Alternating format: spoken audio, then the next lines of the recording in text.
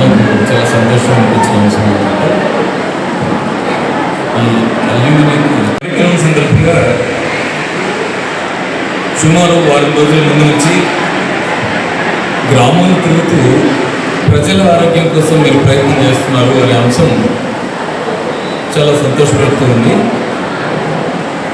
ఇది ప్రజల ఆరోగ్యం కోసం మీరు చేసే ప్రయత్నం వల్ల ఎందరూ మీ దగ్గరికి వచ్చి ఉంటారో, మీరు చెప్పేటువంటి మంచి విషయాలు వాళ్ళకి మీరు ప్రజలకి ఏం నేర్పారో, వాళ్ళు ఎంత పాటిస్తారో అనేది చాలా మంచిది. కానీ అంతకంటే నాకు మంచిగా అనిపించింది ఏమిటంటే, మీ దగ్గరికి వచ్చిన వాళ్ళకి మీరు ఆరోగ్యం బాగుండాలంటే ఏం చేయాలంటే మీరు చెప్తున్నారే, అవి మీ మనసులో బలంగా నాటుకుపోయి కొన్ని విషయాలు మీరు పెద్దవాళ్ళు అయిపోయిన తర్వాత కూడా మీతో పాటు ప్రయాణం చేస్తాయి. మీరు చెప్పు ఉన్నారు కాబట్టి అవి మీరు పాటిస్తారు, మీరు ఆరోగ్యంగా ఉంటారని అనిపించిందమ్మా. పిల్లల నోట్ల నుంచి మంచి మాటలు వస్తే ఈయన్ని పాటించే పెద్దవాళ్ళకి మంచి జరుగుతుంది, చెప్తున్న పిల్లలకి అంతకంటే మంచి జరుగుతుంది. ఇలాంటి కార్యక్రమం తీసుకున్నటువంటి మధుసూదన్ రెడ్డి గారికి, మదన్నకి మనస్ఫూర్తిగా కృతజ్ఞతలు తెలియజేస్తున్నాను. భావించుంటే నేను మిమ్మల్ని నిరాశపరుస్తున్నందుకు నన్ను క్షమించాలని కోరుతూ, ఈ సందర్భంలో నేను మనస్ఫూర్తిగా భావించింది ఒకటే. నిజానికి మదన్న నాకు ఏం చెప్పారంటే, స్వేచ్ఛగా నచ్చేపు మాట్లాడిన స్వేచ్ఛ ఇచ్చారు. చాలా మంది ఉన్నారు, ఆగిపో అని చెప్పారు. ఎంతమంది ఉన్నారు, కాదు మీరు ఏం మాట్లాడదలుచుకున్నారు అదే మాట్లాడమన్నారు. అంటే నాకు అనిపించింది ఆయన లక్ష్యం చాలా పెద్దది, ఆయన ఆలోచన చాలా పెద్దది. ఆయన ఏం కోరుకుంటున్నారు, సామాజిక సౌకర్యాన్ని కోరుకుంటున్నారు. ఆయన విద్యార్థి దశ నాకు తెలుసు. ఆయన కాస్త పర్వాలేదు, దేశం గురించి ఆలోచించగలిగే వయసు వచ్చింది అనిపించిన దగ్గర నుంచి జీవితం అంతా సమాజానికి అంకితం చేయడం కోసమే సుమారు ఒక 10-15 ఏళ్ళు కష్టపడ్డాడు. ఇల్లు గురించి ఆలోచించాల, కుటుంబం గురించి ఆలోచించాల, సంపద గురించి ఆలోచించాల, సామాజిక చైతన్యం కోసమే నా వృత్తి అనుకుని కష్టపడ్డారు ఆయన.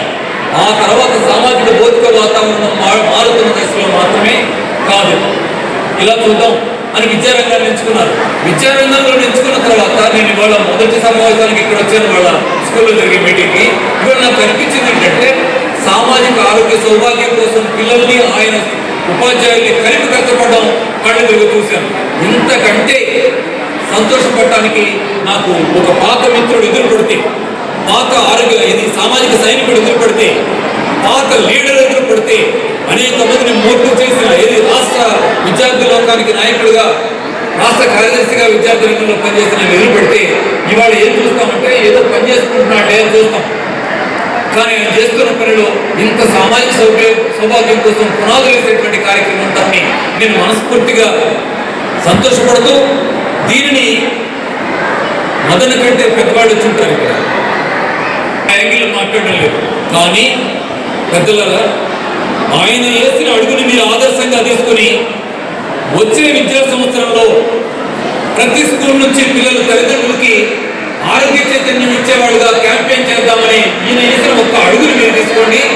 తెలంగాణ బాగుపడటానికి, పెద్ద చైతన్యానికి విద్యా సంస్థలు కోరుకున్న వాళ్ళు అవుతారు. అది మామూలు అంశం అవ్వదు, ఎంతో మేలు జరుగుతుంది. ఆలోచించాలని మనస్ఫూర్తిగా మీకు వందనం చేస్తూ కోరుకుంటూ ముగిస్తున్నాను. సంవత్సరాలుగా ఆసనాలు నిర్వహిస్తున్నారు. కొన్ని వందల మంది పేషెంట్స్ తెల్లవారుజామున 2 గంటల నుంచి లైన్లో ఉంటారు. ఆశ్రయంలో అంత రష్ ఉంటుంది. అక్కడికి వెళ్ళినటువంటి వాళ్ళందరికీ కూడా అన్నీ ఉచితం. పొద్దున బ్రేక్ఫాస్ట్, లంచ్ అన్నీ కూడా ఉచితంగా ఇస్తూ వైద్య సేవలు అందిస్తున్నటువంటి దంపతులకి కృతజ్ఞతలు తెలియజేస్తూ, వాళ్ళు ప్రతి నిత్యం సమాజం గురించి, సమాజం యొక్క ఆరోగ్యం గురించి ఆలోచిస్తున్నటువంటి గొప్ప వ్యక్తులు.